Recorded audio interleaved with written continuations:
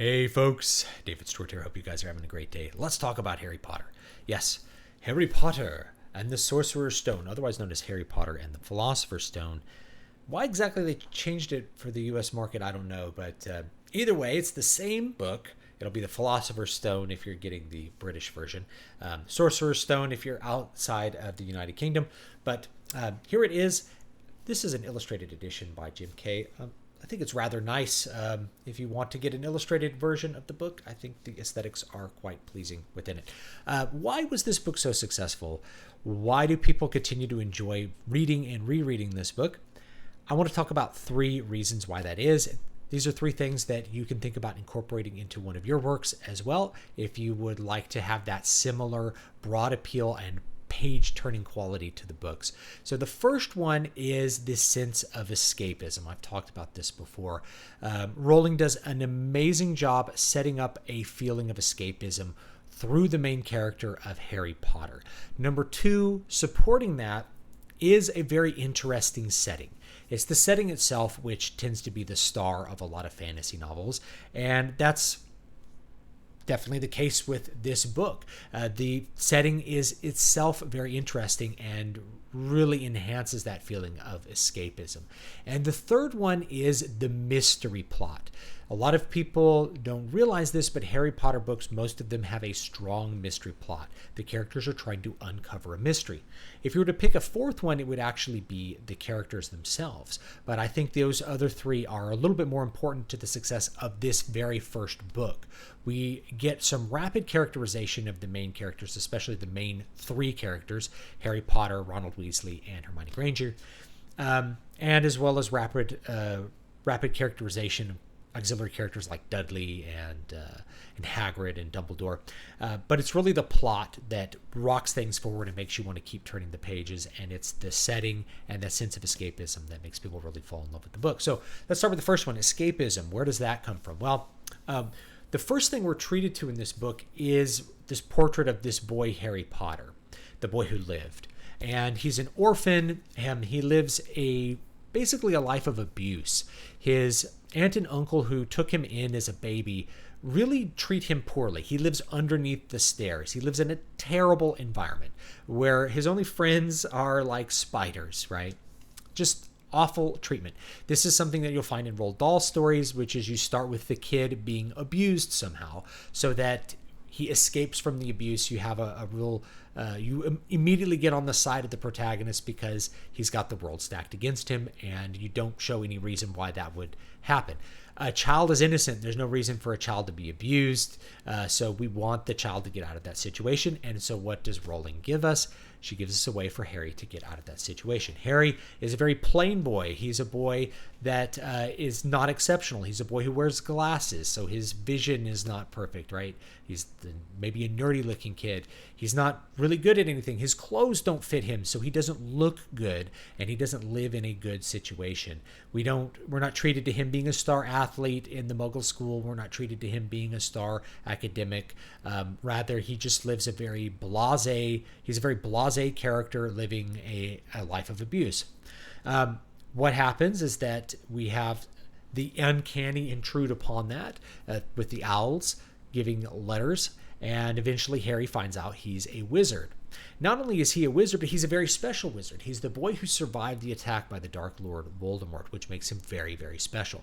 So that feeling of escapism is enhanced by those 2 radical extremes.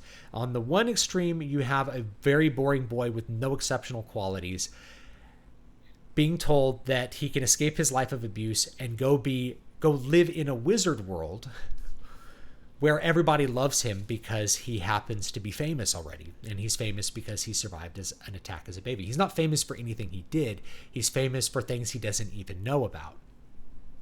This helps that sense of escapism because we really, and a lot of times we fantasize as individuals about escaping from some mundane part of our life.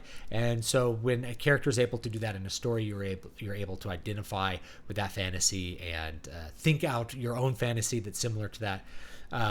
We get to Hogwarts, and then that escapism, it's still present because of the strength of number 2, which is the setting.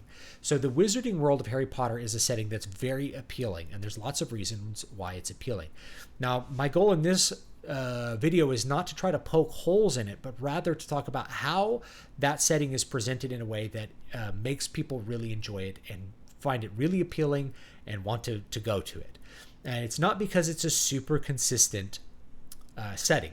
The magic system, as many modern fantasy fans and writers are obsessed with magic systems that have some sort of rhyme and reason to them rather than sorcery. I talked about this in a separate Storycraft video called Magic, where I talked about the different kinds of approaches to magic.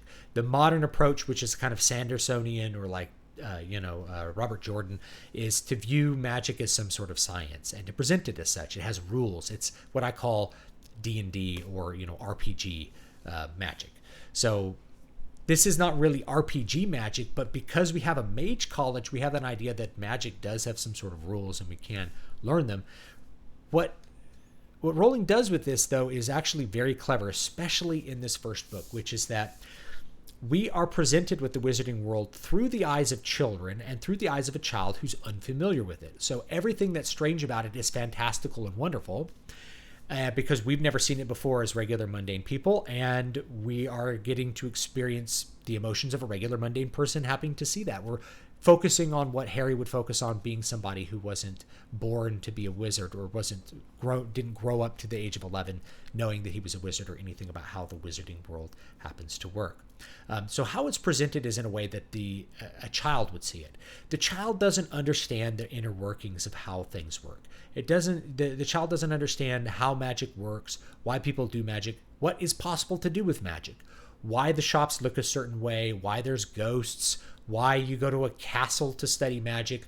All of these things are just fun elements that people can enjoy, and they can enjoy them more because we're presented through the eyes of a child, which is not going to try to poke holes or create a system with lots of rhyme and reason. Rather, is going to look at it as literally a magical experience. So the magic is very magical because we don't know how it works. So adults reading Harry Potter, going back through after reading the 7 things and be like, how come this and that doesn't? It's like, that's not why the setting is appealing. The setting's appealing not only because of its own thing, but the way it's presented. Harry goes to a bar. First, he has a giant person take him away and tell him he's special and he's a wizard, which is very strange. They open up a door, like the bricks come away, and then he goes into a magical alley where there's goblin bankers, which is very strange, and then there's shops full of magical items that you can buy. It's all an immediate escape into a fantasy.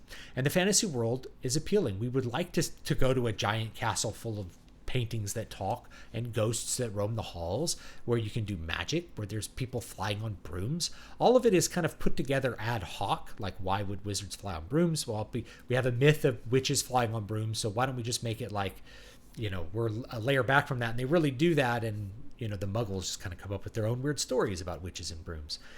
So we have all that. Why do they fly on brooms? Why is it a broom, a sweeping instrument? We don't really need to know. It doesn't really matter. The point is, it's just there, and it's something fantastical, which is fun for its own sake. You come up with little games they play. Oh, the scoring system doesn't work. No, that doesn't matter. The scoring system makes sense to all the characters, therefore it makes sense in the context of the story. All of the elements make sense. There's a forbidden forest, there's centaurs, there's magical creatures. All of those things are things we like to see. We like to be surprised by magic, and we'd like to be surprised by things that we don't understand. One of the things that happens in a lot of series is as you start to understand more about how things work, the magic that you felt when you first got into the series starts to disappear. Like if you're reading Vampire Chronicles or something like that. By the time you get to the end of the 3rd book, all the mysteries, it seems, have been revealed to the way the vampires are and the way they work and how long they've been around and what they do. So you don't really want to turn the page to uncover more about the world. But with Harry Potter, we never know quite what we're going to discover one year or the next, or one page to the next in this first book, since I'm focusing on that. And then there's the 3rd big reason, and this is what drives and holds the whole book together, which is the mystery. This is a mystery format. Although the intro to the book is really about the escapism of Harry, very quickly we have the setup for the main plot goal, the main conflict, which is what this Sorcerer's Stone is and who's trying to get it, more importantly. So we get Hagrid picks up an item from Gringotts Bank, picks up some money for Harry. He magically is rich, by the way. That's part of the escapism. Here's a vault full of gold, which you can buy whatever you want. Oh, great. I had to live under the stairs, and now I can buy whatever I want and be a wizard student. Yeah, it's very effective. We have this mystery, like what's the Philosopher's Stone or what's the Sorcerer's Stone? And who's trying to get it? Well, maybe this guy who we think is bad named Snape, maybe he's trying to get it. Maybe he's the one that's been trying to get it. Why is it hidden between all these threats? How can we get past these threats to stop Snape? So as they uncover the mystery of the Philosopher's Stone, they realize it gives life. We think Snape is maybe trying to steal it for Voldemort or something. It turns out it's something different. Voldemort's living on the back of Quirrell's head, and the students have to use the things that they've learned previously, kind of Chekhov's gun style, in order to get through the various tasks that are set to them at the end of the mystery and figure out who was trying to get the Sorcerer's Stone the entire time.